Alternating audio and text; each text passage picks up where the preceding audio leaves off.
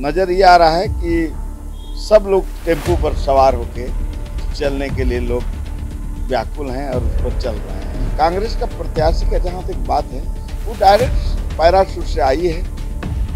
उसको इस क्षेत्र के बारे में कौन बूथ कहाँ है, कौन गांव कहाँ है, कौन पंचायत कहाँ है, उसको खुद भी बेचारी को पता नहीं है। झारखंड के मांडर विधानसभा का उपचुनाव सफलतापूर्वक संपन्न हो चुका है और कहीं ना कहीं अब जनता के हाथ में प्रत्याशियों के किस्मत का ताला लगा हुआ है।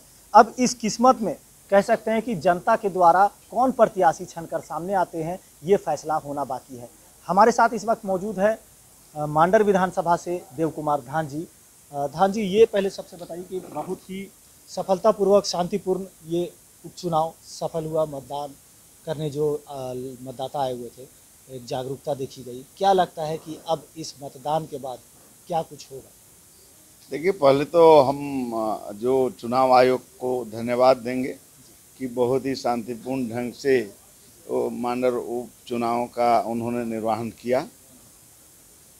अब निश्चित है कि जनता का जो है फैसला ईवीएम में बंद है, लेकिन जो देखने के लिए जो मिल रहा है, जो वोटरों का जो रुझान है, आदिवासी वोटरों का, मुस्लिम वोटरों का, हिंदू वोटरों का, ईसाई वोटरों का, उसमें नज़र ये आ रहा है कि सब लोग टेम्पो पर सवार होके चलने के लिए लोग व्याकुल हैं और उस पर चल रहे हैं। तो इसलिए ये मुझे उम्मीद है कि रिजल्ट मेरे पक्ष में आएगा। बिल्कुल, लोगों में जागरूकता तो देखी गई, आपके पक्ष में भी रिजल्ट आएगा, क्योंकि इसलिए कि जनता का भी कहना है कि बेहतर यहाँ पे मतदान हुआ है। जो प्रतिशत थी वो भी काफ़ी कुछ है, लेकिन यहाँ पर भाजपा और कांग्रेस का जो ये रहा, एक दूसरे के साथ कंपटीशन रहा, खासकर गंगोत्री कुजूर हो या फिर शिल्पी नेहा तिर्की। तो ऐसे में जनता का समर्थन आपको ही क्यों, आप क्यों मानते हैं?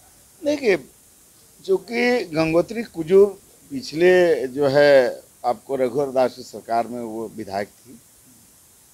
सरकार का विधायक को बहुत पावर होता है, लेकिन कुछ भी इस क्षेत्रों में रूटीन वर्क के अलावे उन्होंने कोई विशेष सफलता, कोई योजना नहीं दिख पाता। तो जनता क्यों उसको वोट देगी? भाई, जनता तो चुनती है काम करने के लिए, तो उसमें कहीं भी उनका कोई विशेष योगदान नहीं दिखा। दूसरा जो है, कांग्रेस का प्रत्याशी का जहाँ तक बात है, वो डायरेक्ट पैराशूट से आई है। उसको इस क्षेत्र के बारे में कौन बूथ कहाँ है, कौन गांव कहाँ है, कौन पंचायत कहाँ है, उसको खुद भी बेचारी को पता नहीं है।